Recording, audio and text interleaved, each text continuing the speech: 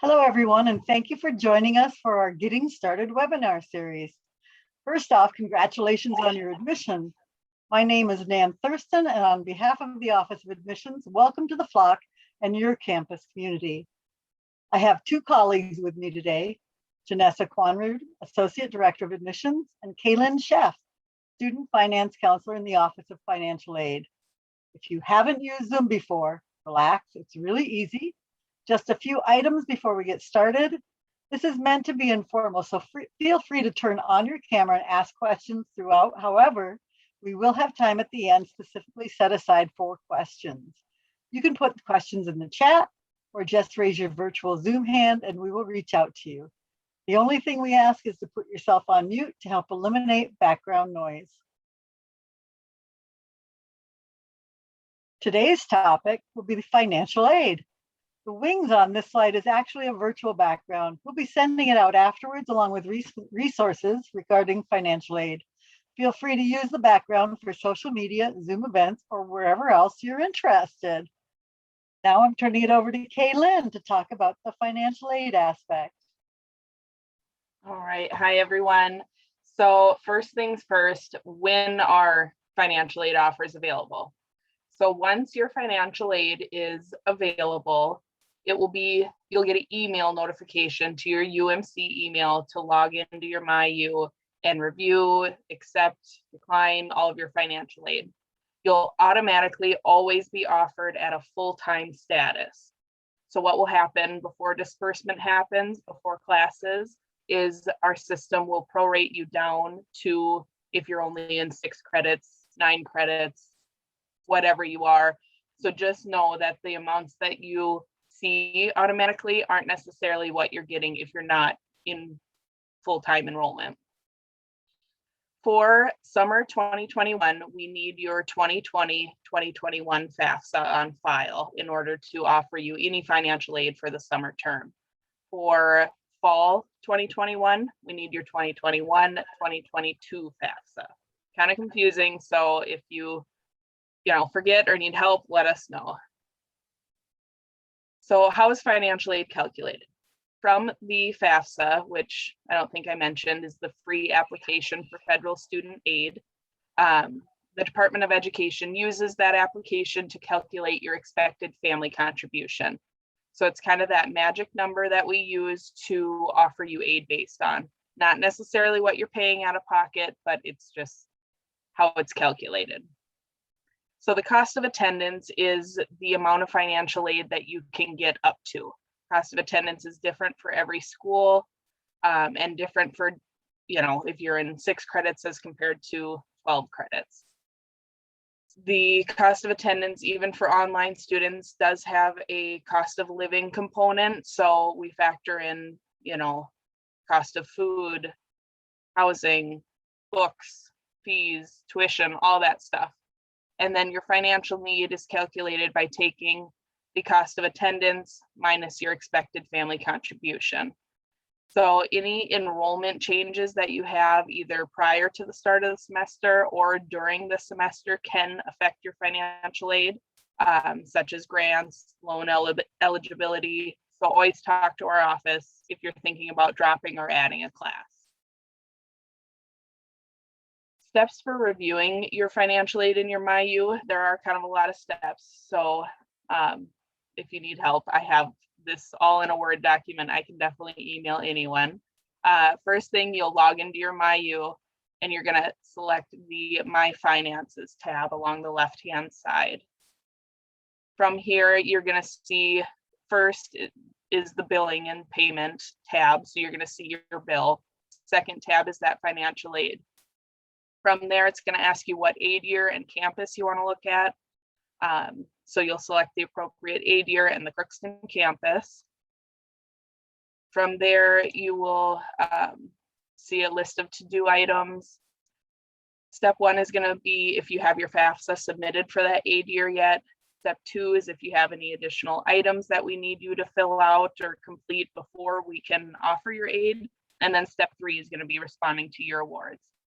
So once you click on that step 3, you're going to get the aid year you wish to view. So you'll select the appropriate aid year. And then you're going to see a breakdown of all your financial aid offer for that aid year. So this is just going to be a preview page. You still have to click on the accept/decline awards, which is hyperlinked underneath the breakdown.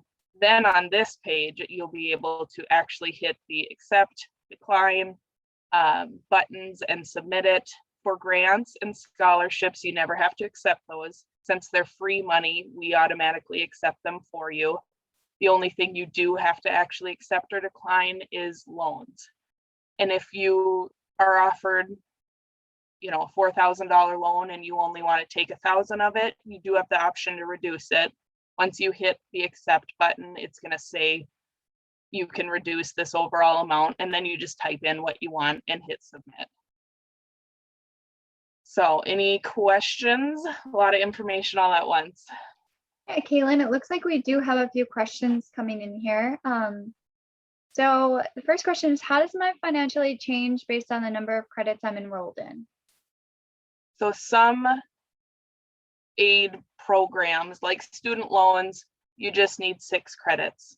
As long as you're in 6 or more credits, that loan is not really going to change. But others will change. Some of them, every single credit, they're going to differ. So for instance, the Minnesota State grant, if you're eligible for that, it's going to change from 9 credits to 10 credits to 11 to 12. So dropping a class can sometimes significantly reduce your grant money. Same with the federal Pell Grant, that can change based on your enrollment too. It's hard, to say one specific number for every student, but if you do want to make a change, add a class, drop a class, whatever, just talk to our office and we can look at your account and tell you exactly what's going to change. So that adds me to the next question. It says, what if I need to add or drop a class? Should I talk to financial aid first? Yes. I mean, when you're adding a class, the only thing that's going to happen is you may potentially get more aid, which is a good thing. For sure, when you're dropping classes, talk to us, because like I said, things like the Minnesota State grant, you can potentially lose $2,000 dropping from, 12 credits to 9 credits. So that's a big one. And sometimes it affects your loan eligibility too. So definitely talk to our office whenever you're making changes. That's good. So one of the next questions is, what if I want to take summer classes? And before I have Kaylin, I have you answer this. One thing I want to note is that summer is condensed into 8 weeks. Our traditional semesters are 15, 16 weeks. And so it's almost like classes are double the pace. So when you're looking at enrollment for summer, make sure you can take that into consideration. But Kaylin, what would be different about summer classes for financial aid? So summer is kind of considered a leftover term. It's the last term in the academic year. So for instance, this summer 2021, if you attended fall of 2020 and spring of 2021 and used up your full year's worth of eligibility, specifically in student loans, you're not going to be offered anything for summer of 21. So it's always really good to check to see if you have any eligibility left over, if it's enough to cover, what your remaining out of pocket is going to be, and you can reach out to our office and we can tell you that. But do know that the enrollment levels are still the same, even though it's a fast-paced, condensed to 8 weeks. 6 credit is still half time, and you still need 6 credits to be eligible for federal student loans. So some students think because it's a shorter term, those enrollment levels don't apply, but they do. So just check with our office and we can let you know. Otherwise, we manually review and award once you're registered for summer semester. No. So the next question is, when will I get my financial aid? Well, So when will I find out what I get, and then when will it be dispersed? Okay. So depending on when you're starting. So for summer, like I said, we manually review and award that. And we start that end of April, early May. And then for fall, you won't get your official financial aid offer until mid-July. So a few weeks before classes is when you get the offer. When it actually disperses, towards your bill is the Thursday before classes. So whatever date that ends up being, but that's how it is every semester. It's just before classes. And then sometimes students take excess financial aid if they're able to help cover,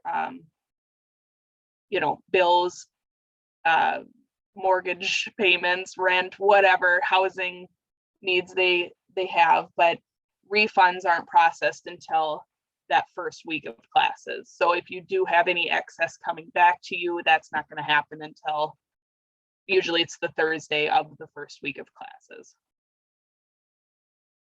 Sounds good. So I'm selected for verification. What does that mean?